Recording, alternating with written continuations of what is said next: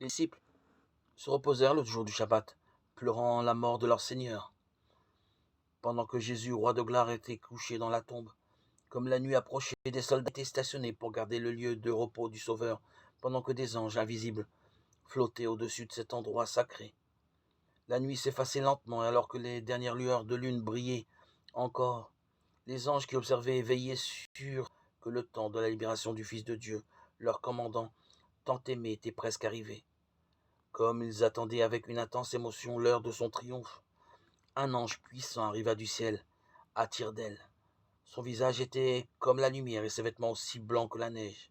Sa lumière dissipa les ténèbres sur son sillage et fit s'enfuir de terreur devant son éclat et sa gloire les démons qui avaient revendiqué avec audace le corps de Jésus. Un des anges qui avait été témoin de l'humiliation de Jésus et qui surveillait son lieu de repos rejoignit l'ange qui venait du ciel, et ensemble ils descendirent vers le sépulcre. La terre fut ébranlée quand ils s'approchèrent, et il y eut un grand tremblement de terre. La terreur s'empara de la garde romaine, où étaient passées leurs forces et leur pouvoir maintenant pour monter la garde autour du corps de Jésus. Ils ne pensèrent pas à leur devoir ou au fait que les disciples auraient pu voler le corps de Jésus. Comme la lumière des anges brillait autour d'eux, plus éclatante que le soleil, la garde romaine tomba par terre comme des hommes morts. Un des anges s'empara de la grosse pierre, la roula loin de la porte du sépulcre et s'assit dessus.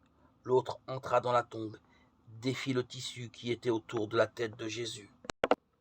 Puis, d'une voix qui fit trembler la terre, l'ange du ciel cria : « Ô Fils de Dieu, ton Père t'appelle, sors et manifeste-toi. » La mort ne pouvait plus maintenir sa domination sur lui.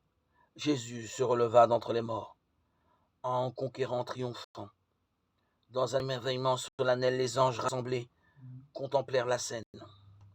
Et quand Jésus sortit du sépulcre, ces anges brillants s'inclinèrent jusqu'au sol, en adoration, et le saluèrent avec des chants de victoire et de triomphe.